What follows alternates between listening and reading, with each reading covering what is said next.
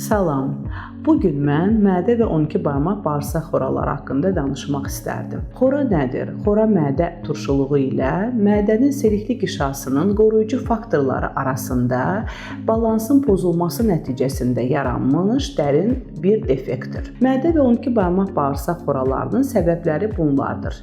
Helicobacter pylori, yəni mədə mikrobu, düzgün olmayan qidalanma, zərərli vərdişlər, uzun müddətli qeyri-steroid dərman preparatlarının qəbulu, genetik faktorlar və s.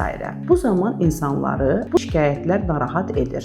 Epiqastral nahiyədə, yəni qarnın üst-yuxarı nahiyəsində ağrıların olması, qıcqırma, mədədə yanma hissi, gəyirmə, köp, qəbizlik, ürək bulanma, qusma və s. bu cür kimi şikayətlər. Bu zaman xəstələr vaxtında həkimə müraciət etməli və heç bir əks göstəriş yoxdursa, gastroskopiya, yəni mədənin endoskop vasitəsilə müayinəsindən keçməlidirlər və müalicə olunmalıdırlar.